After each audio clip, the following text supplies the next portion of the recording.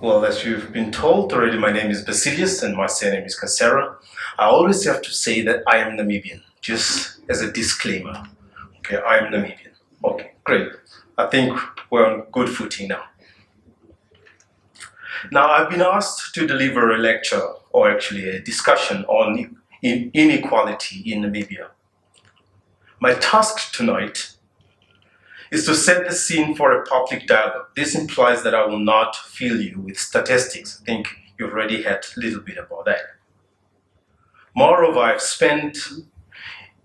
you've spent enough time in Namibia, you do not require statistics to understand that we are an exceedingly unequal society.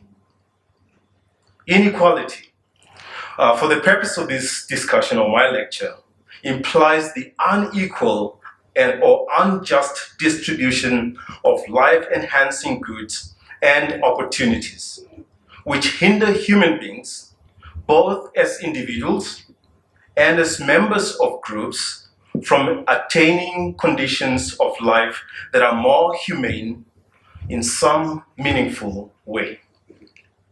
Now, while I do not intend to paint a grim picture, I would remiss in my recommendations without providing you a glimpse of the extent of inequality in Namibia.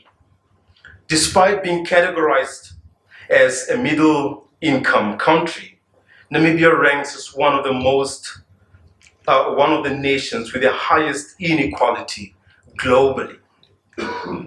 Inequality goes beyond the lack of economic resources. It also obstructs access to life-enhancing services such as education, clean water, housing, health, safety, transportation, information and communication technology, etc. So majority of Namibians cannot access these goods or services due to their economic conditions. Now, much of this background of inequality is inherited. It's also systemic and also structural. The aim of my lecture tonight, which is very brief, which I've got about 10-15 minutes, is to shift this discussion of inequality into the realm of ethics. Because quite often we ask all the technical questions, but rarely do we ask the human question. Because when we speak about inequality, we're not just speaking about just numbers. We're talking about real human beings who are affected. So my underlying assertion tonight is that inequality in a developing country like ours or developing society like ours is neither economic, political, nor technological, but moral. And I'm quoting Dennis Goulet, late Dennis Goulet, from his book, A Cruel Choice, that poor people often have to make very, very cruel choices in order to survive. To address this would require advocating for a moral vision that must encompass all structures and segments of society, particularly the state's machinery. With the hope that such a vision, a moral vision, will motivate entities entrusted with enacting policies and programs that will first of all reduce vulnerability. Vulnerability in this case refers to exposure to elements which individuals have no control. Vulnerability resulting from vulnerability resulting from inequality breeds powerlessness and hopelessness, which manifest as the primary condition for the majority of Namibians. Now, when you think about powerlessness and hopelessness, it comes to such an extent where the powerless and the hopeless begin to admire those very people and systems that actually oppress them, because they think that's the norm, to a point where they even spiritualize it and see that this is the will of the gods or the ancestors. This must be destiny. This majority often presents as the low income, the unemployed, marginalized, unskilled, and impoverished individuals who lack the means to achieve their aspirations, in contrast to a small minority of extremely wealthy individuals who control socioeconomic resources. Secondly, such a moral vision should be able to inspire, to affect the lack of choice, which hampers individuals, individual well-being, self-esteem, and even liberty. What lack of choice does is that it robs you from living a life of dignity. To make meaningful choices, people need adequate resources, be they financial or social resources, and opportunities to make practical decisions that can ensure an acceptable standard of living. Now, Isaiah Berlin at one point writes, and he says that if a human being, a man, cannot afford common goods to which there is no legal ban, such a person is not free. For a good such as bread or water, for where there are no laws saying that you may not buy bread or may not purchase water, if you can't access these goods, Berlin argues, you are not free. And that is what a cruel choice makes you do. The inability to choose contributes to increased vulnerability, to dehumanizing conditions such as even when we think about gender-based violence, where women have to stay in abusive relationships just for purposes of survival, and even sexual exploitation, labor exploitation. You stay in a job where you simply need to survive even if you are being abused in that job. Therefore, the absence of freedom of choice leads to making harsh decisions, even to one's own detriment. If liberty, for us as Namibians, is a value held so highly that it is included in our code or even national coat of arms, we must reassess its full meaning to eliminate all constraints that hinder experiencing a good life.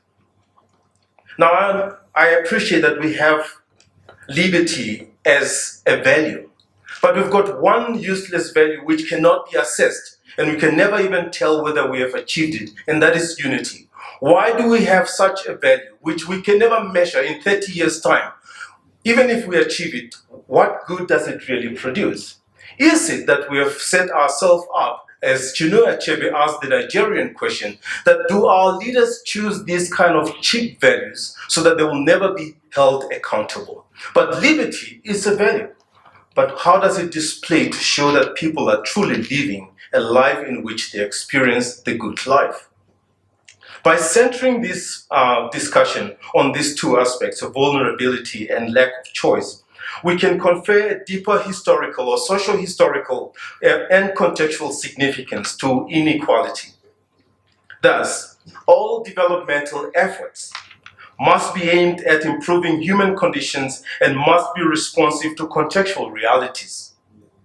Therefore, when we think about technological advancements, fiscal policies, national planning goals, economic structures, and social programs that operate in a socio-historical vacuum, such policies only reinforce inequality and poverty. At present, we have witnessed significant infrastructural modernization in Namibia, or at least in Windhoek. We have also seen fiscal policies, beautiful ones. Social policies also. However, these have not effectively shielded the majority of citizens from diverse socioeconomic vulnerabilities. If anything, despite efforts since gaining independence, socioeconomic inequality has grown exponentially.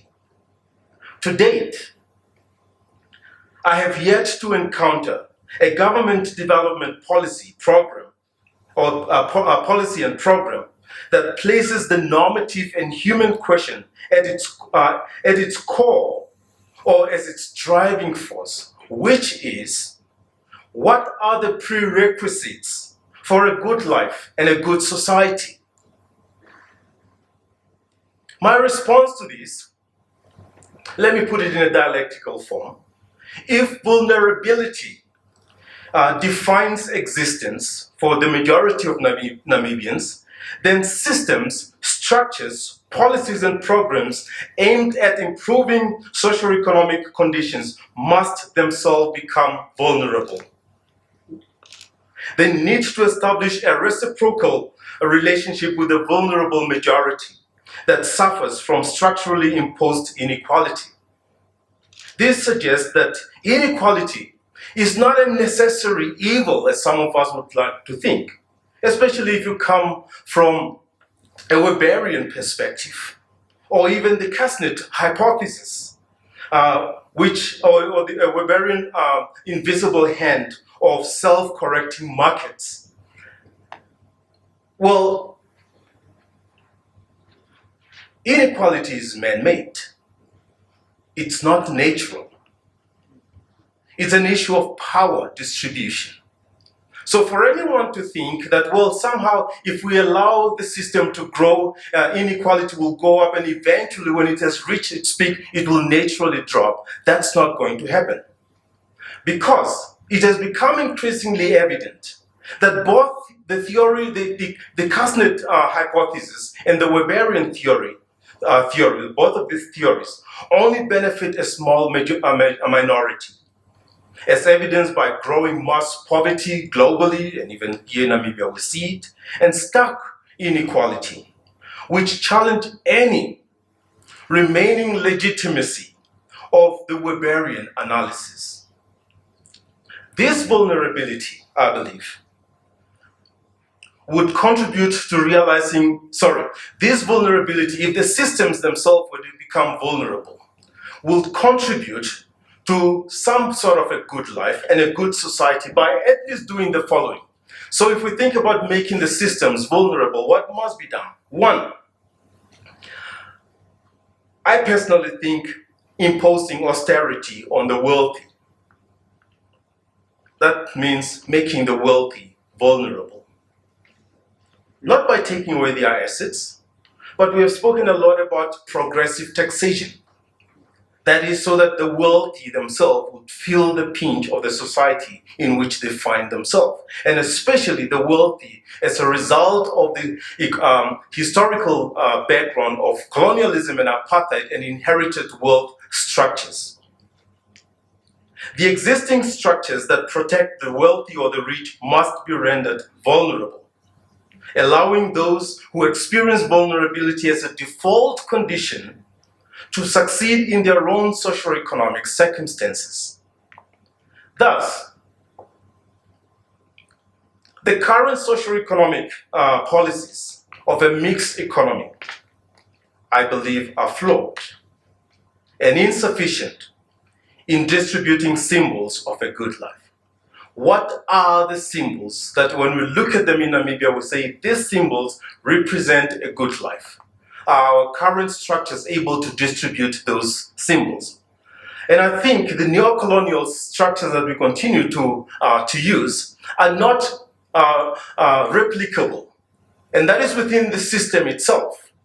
And only when such structures are made vulnerable will there be some sort of a form of distribution in order for people at the margins of society will be able to experience some sort of the benefits and experience the good life. Secondly, this vulnerability must cultivate a critical consciousness or conscience that fully acknowledges the historical roots of the socio-economic inequality, the historical roots of socio-economic inequality, to propose solutions aligned with justice, that we can no longer just adopt systems from somewhere that do not speak to our context. And I think that is the burden upon us, Namibian academics, that we can no longer just replicate systems and ideas if they do not speak to the context anymore. And I think the government and every one of us, we are responsible for that. How do we make systems speak to the here and now, to the realities of Namibia? Achieving a good life entails pursuing solutions tailored to each context. Thus, addressing inequality requires rational policies that respond to society's needs. Now, how should this be addressed? How should this be addressed? Given that the majority of Namibians lack the ability to choose the kind of life that they desire, I think the state, assuming that such a state is ethical, just, and effective, must intervene to empower people to act in ways they would if they were fully informed or at their best. Especially in a context where the current circumstances in which we find ourselves have been shaped by state intervention, be it the colonial state or the apartheid state.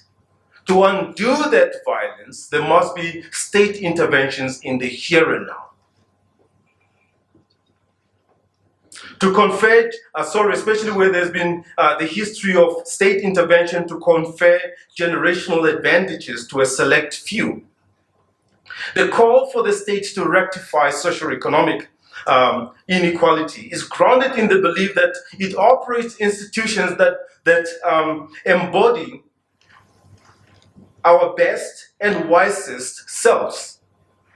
That's what the state does. When it selects the most capable, the wisest and best of us as representatives, therefore such a state must then come up with policies and programs and structures to be able to address these levels of inequality and poverty. Because we are made to believe that people who are making the decisions and writing the policies are representatives of our best selves and the wisest of society. Thus, to effectively counter arrangements that prevent certain individuals, this sentence is a bit complex, let me try to go a little bit slow so that you also get it.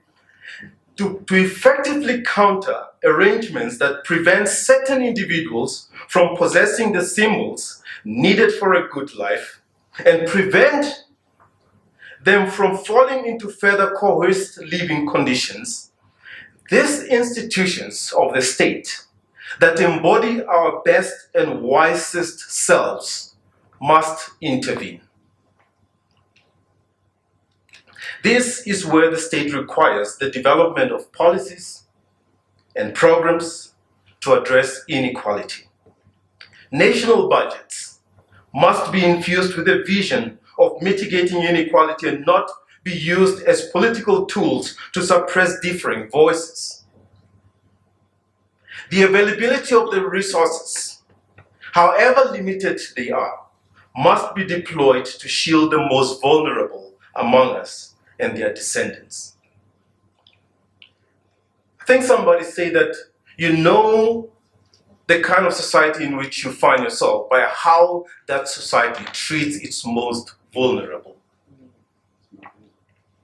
And I think the current circumstances tell us that somehow we are a misplaced society because the most vulnerable among us are not protected.